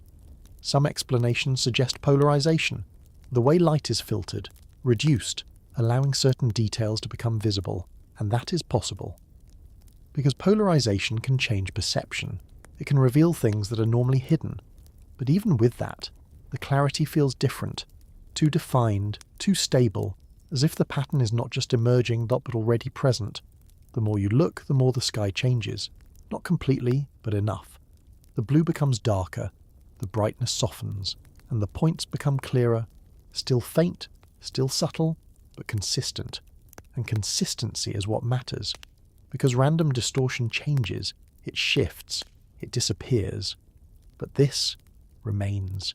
Even when the lens moves, even when the angle changes, the pattern holds, and that creates tension, because now it feels less like an effect and more like a layer, something already there, being revealed, not created, just seen. Some believe the lens simply reduces light enough to make the stars visible, a natural effect, nothing unusual, just perception changing, and that explanation fits, because the stars are always present, even when we can't see them. But others notice something different. The arrangement doesn't always match expectation. Not clearly, not enough to confirm, but enough to question. Because when something is familiar, it should feel familiar. And this doesn't always. There is a slight difference. A shift that is difficult to define, not obvious, but noticeable. And that difference stays with you, because it suggests that what you are seeing may not be exactly what you expect. Even now, the lens remains simple. No markings, no indication of special design, just form and function. But the function feels larger than the object, because it changes perspective, not the sky itself, but how it is seen. And that is where the mystery settles, not in what the lens is, but in what it reveals. Because if something can be seen, that was always there. Then the question is not about the object, it is about perception. What else exists that we simply don't notice? What remains hidden? Not because it isn't there, but because we are not seeing it correctly. The lens does not answer that. It only shows a possibility, a different way of looking, a different way of seeing the same sky. And that slight shift is enough. Because once you see it, you cannot fully return to how it looked before. The sky remains the same, but your understanding of it changes. And that quiet difference, the mechanism that operates without time, it begins with something that should be simple, a mechanism, something designed to move, to operate, to respond to time, because every mechanism depends on it. Movement happens in sequence, cause, then effect, before, then after. That's how it works. That's how everything works. But this one doesn't seem to follow that. At first, nothing feels unusual. It looks like a structure, parts connected, arranged in a way that suggests function, not random, not decorative, purposeful. There are components that resemble familiar systems, rotations, alignments, points where motion should transfer, and yet there is something missing, not physically, but conceptually. Because there is no clear beginning, no obvious starting point, no place where movement begins and spreads. Instead, everything appears already in motion, not fast, not dramatic, but present, as if the mechanism is not starting, but continuing, and that changes how it feels. Because most systems require input, energy, force, something to initiate movement. But here, there is no visible source, no external driver, no connection to something outside itself, just the mechanism operating. And that creates the first question: where does the motion come from? Because motion cannot exist without cause. At least, that's what we understand. Some suggest stored energy, a system wound earlier, still releasing motion slowly, and that explanation makes sense, because mechanisms can hold energy, release it over time, but that always ends, gradually. The motion slows, stops, but this doesn't. There is no clear reduction, no visible loss, just continuation, and that persistence is what makes it unusual. Another idea is balance, perfect distribution of forces, minimal resistance, allowing motion to continue longer than expected, and that is possible, in theory, but perfect balance is difficult, almost impossible, because even small variations create change, slow things down, but here, the motion remains consistent, not perfectly identical, but stable, and that stability creates something different, because it feels independent, not reacting, not adjusting, just existing. There are also patterns, repeating movements, cycles that don't clearly reset, but also don't clearly progress, as if the mechanism is not moving forward, but moving within itself, a loop, not beginning, not ending, just continuing. And that's where the idea changes, because now, it's not just about motion, it's about time, because time is how we understand change. Movement is measured through it, defined by it, but if something moves, without clear progression, without clear sequence, then how is time being applied, or is it not being applied at all? Standing near it, the movement feels detached, not connected to surroundings, not influenced by environment. It continues, whether observed or not, and that creates distance. Because most systems interact, they respond, they change based on conditions. But this remains separate, self-contained. And that separation is what makes it feel different.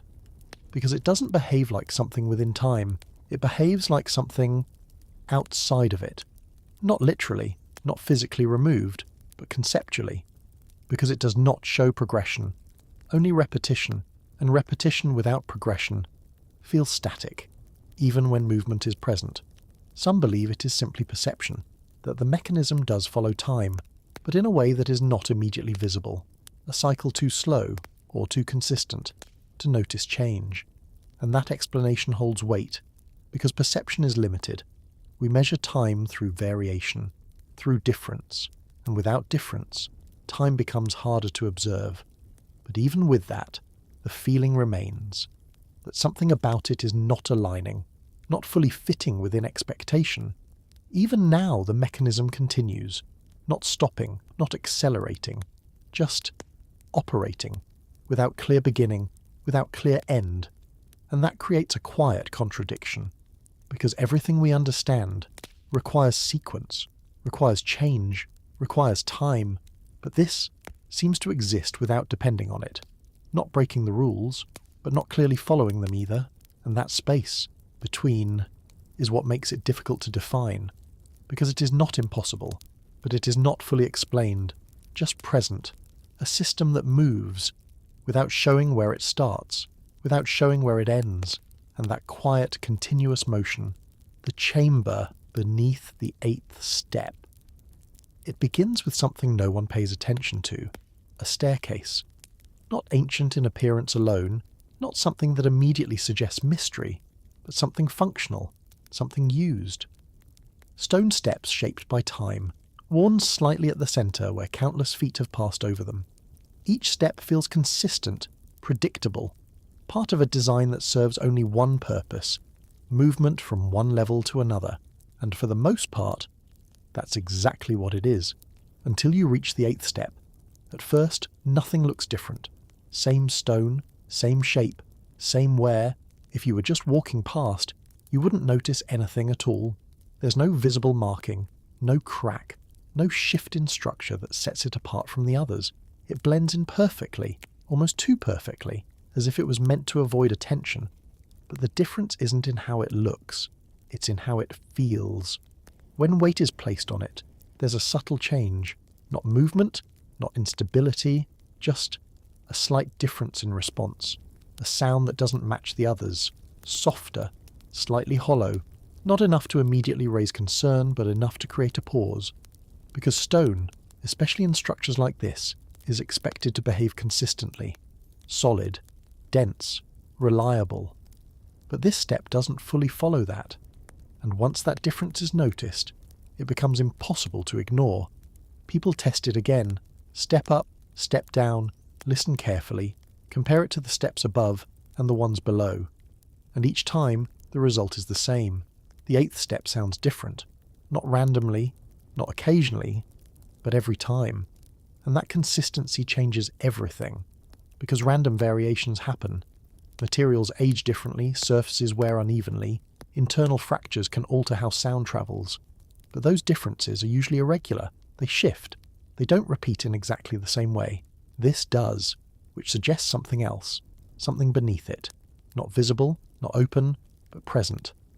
The idea is simple at first. A cavity, a small void beneath the stone, something left during construction, or formed naturally over time. That would explain the sound. It would explain the difference, and in many cases that would be enough. But here, it doesn't feel that simple, because the placement is too specific. Not the third step, not the 10th, the 8th, exactly the 8th. And that precision is difficult to dismiss, because structures like this are rarely accidental. Steps are measured, placed with intention, designed to carry weight evenly across the surface. If there was a structural gap, it would likely appear in multiple places, or follow a pattern. But this doesn't. It stands alone. That leads to a different kind of question. Not just what is beneath it, but why here? Attempts to investigate it have been careful. No immediate breaking, no forced removal, just observation, listening. Tapping lightly against the stone surface, comparing the resonance across different points, and the results remain consistent. There is something below, but how large that space is remains unclear. It could be small, just enough to alter the sound, or it could extend further, deeper into the structure, beyond what can be detected from above. And that uncertainty creates a quiet tension, because without opening it, there is no way to know. There is also the question of origin. Was this part of the original design, or something that came later? If it was intentional, then it suggests planning. A space created, then concealed. Not removed, not filled, but covered. And covering something is a different act than leaving it. It implies awareness. It implies choice. But if it was not intentional, then it becomes something else. A structural anomaly. A natural void that formed beneath the step over time. A shift in material, hidden beneath a surface that appears unchanged. And that explanation is possible. It happens. Stone erodes. Pressure changes. Small gaps can form where none existed before. But again, the placement doesn't fully support that. Because natural change rarely isolates itself so precisely. It spreads. It affects surrounding areas. It doesn't select one exact point and stop. Even now, the staircase continues to be used. People walk over it without noticing. Step after step, movement uninterrupted. The 8th step remains part of the sequence, indistinguishable from the others, except for that one detail, what lies beneath it, and that's what makes it easy to miss, because it's not hidden far away. It's not buried deep underground or locked behind a sealed door. It's right there, in plain view, part of something ordinary, and that kind of placement changes how we think about it, because what is hidden in plain sight is rarely questioned. Not because it's invisible, but because it's familiar. The structure itself offers no answers, no markings, no inscriptions, no signs that something exists below, only the sound, only the difference, only that small, consistent detail that doesn't fully align.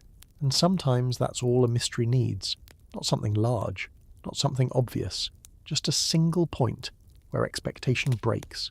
Even now, nothing has been opened, no chamber has been revealed, no confirmed space has been entered, only the possibility remains, a space beneath a single step, a chamber that may exist, directly below something so ordinary it's overlooked, and until that step is removed, if it ever is, the answer stays where it has always been, unseen, just below the surface, and that quiet hidden space beneath the 8th step, the buried stars of the lost city. It begins with something that doesn't look like much, just sand, endless shifting sand, a landscape that changes without warning, covering and uncovering pieces of the past as if it doesn't fully decide what should remain visible. And in a place like that, most discoveries don't happen all at once. They appear slowly. A fragment here, a line there, something just slightly out of place, enough to make someone stop and look closer. At first it was only shapes, faint impressions in the ground, barely visible unless the light hit them at the right angle, lines that didn't follow the natural flow of the terrain, patterns that seemed too deliberate to be accidental, nothing clear, nothing complete, but enough to suggest that something was there. Over time, more of it emerged, not rising upward like ruins usually do, but lying flat beneath the surface, as if the structure wasn't meant to be seen from the ground at all, but from somewhere above it. And that's when the pattern began to form. Points, arranged carefully, connected by faint lines, not random, not scattered, placed. And when viewed together, they began to resemble something familiar, a map, but not of land, of the sky. The layout didn't match roads, or buildings, or boundaries. It didn't follow the logic of a city as we understand it. Instead, it followed a different kind of order, one based on position, spacing, and alignment, almost like stars. And that realization changes how everything feels, because if the ground itself is arranged like a sky map, then the purpose of the structure is not just functional. It becomes representational, symbolic, something designed to reflect something else. The site itself is difficult to fully define. It doesn't rise above the surface in obvious ways. There are no tall walls, no standing columns, no clear entrances. Most of it remains buried, revealed only in fragments as the sand shifts over time, which means what we see is incomplete, always partial. And that incompleteness makes interpretation difficult, because without seeing the entire structure, it's hard to understand how it was meant to be experienced. Was it meant to be walked through, observed from above, used for something practical, or simply to represent something larger? There are no clear answers, Some researchers suggest it could be a form of alignment, a way of mapping celestial patterns onto the ground. Not for navigation in the usual sense, but for marking time, seasons, or cycles that repeat in the sky. And that idea fits, because ancient cultures often observed the sky closely. Patterns of stars, movement of constellations, positions that return again and again over long periods. Translating those patterns onto land would not be unusual, but there are details that complicate that explanation. The scale is different.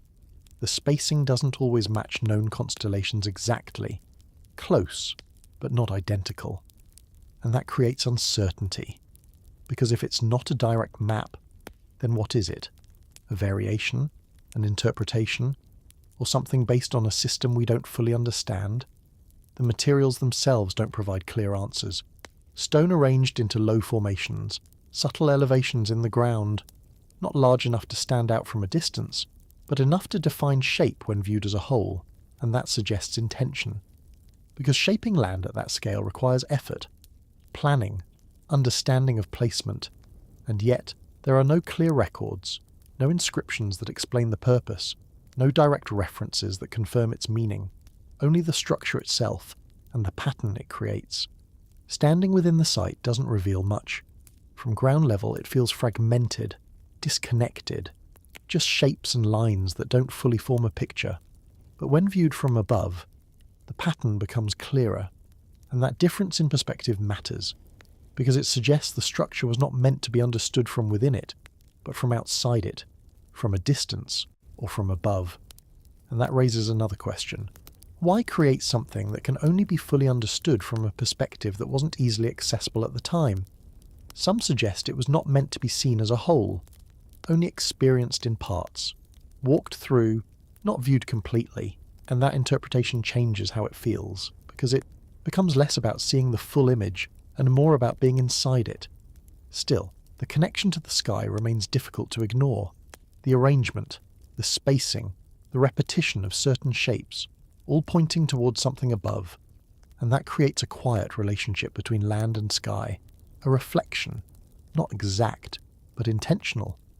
Even now, the site remains partially buried, shifting with the desert, revealing more in some seasons, hiding again in others, which means it is never fully visible, never fully understood, and that keeps it in a constant state of discovery, not something that was found once, but something that continues to appear, piece by piece, layer by layer, and with each new section revealed, the pattern becomes slightly clearer, but never complete. And that incompleteness is what keeps the question open, because without seeing everything, there is always something missing, something not yet understood. The desert continues to move around it, unconcerned, covering, revealing, repeating the same process over time, and beneath that shifting surface, the pattern remains, quiet, unchanged, a map drawn into the ground, not of the land, but of something beyond it, and that quiet connection between what is above and what is buried below. The frozen ziggurat of Yakutia. It begins in a place where almost nothing moves, a landscape defined by cold. Not temporary cold, but something deeper, something that stays. The kind of cold that settles into the ground, into the air, into everything that exists there, shaping it over time. Yakutia is known for that. Long winters, frozen earth, a silence that feels heavier than usual, not because there is nothing there, but because everything is slowed down. And in that stillness, structures don't behave the way they do elsewhere. They don't erode quickly. They don't disappear in the same way. They remain. At first, the formation doesn't stand out. Just another rise in the frozen ground, a shape that blends into the terrain, softened by layers of snow and ice that have built up over years, maybe centuries. But then, as the surface shifts, something becomes clearer. The shape is not natural. It rises in steps, not sharply, not perfectly defined, but enough to notice. A layered structure, ascending gradually, each level slightly smaller than the one below it, and that pattern is difficult to ignore, because it resembles something familiar, a ziggurat.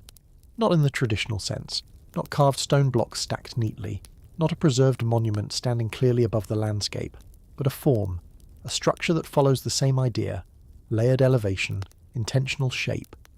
And that raises the first question: is it natural or constructed? Because in regions like this, the ground behaves differently. Permafrost expands and contracts. Ice forms beneath the surface, pushing soil upward, creating mounds, ridges, even formations that appear structured. And that explanation has weight, because nature can create patterns that look deliberate, especially over long periods of time. But here, there are details that don't fully align. The symmetry, not perfect, but present. The way the levels repeat, the consistency in the rise, as if the structure follows a plan, not random pressure, not uneven shifting, but something guided. And that difference is what keeps the question open, because natural formations rarely maintain that level of consistency across multiple layers. They vary, they change direction, they break pattern, but this holds it, even beneath the ice, even partially buried. The structure suggests order, and order suggests intention. Still, there is no clear evidence of construction, no visible tool marks, no distinct blocks, no materials that clearly separate one layer from another. Just frozen ground, compact, holding its shape. And that makes it harder to define, because if it was built, the signs are not obvious, and if it formed naturally, the pattern is unusually controlled. Over time, parts of it have been revealed. As ice shifts, as surface layers change, sections become visible, edges appear, then disappear again, which means it is never fully exposed, never fully understood, always partial. And that partial view changes everything, because without seeing the entire structure, it is difficult to confirm what it truly is, only what it resembles. Some believe it could be an ancient structure, preserved by the cold, not maintained, not restored, just frozen in place, protected by the environment itself. And that idea is possible, because extreme cold slows decay, preserves form. But again, there is no direct evidence to confirm that. No artifacts, no markings, no clear indication of human activity, only the shape. And the shape alone is not enough, but it is enough to raise the question. Standing near it, the scale becomes more noticeable. Not massive, but not small either. Large enough to feel intentional, to feel placed. And that feeling is difficult to ignore, because even without proof, perception plays a role. The mind recognizes patterns, associates shapes with meaning, and here, the pattern feels familiar, layered, ascending, structured. Even if it cannot be fully explained, the environment continues to shape it. Snow covering surfaces, ice reinforcing edges, wind smoothing details, but the core form remains, persistent, unchanged in its overall shape, even as the surface shifts, and that persistence matters, because it suggests stability, not something temporary, but something that has remained over time. Even now it stands there, partially hidden, partially revealed, existing between definitions, not clearly natural, not clearly constructed, just present. A shape rising from frozen ground, following a pattern that feels intentional, without fully proving it. And that quiet, layered structure in a place where time moves differently,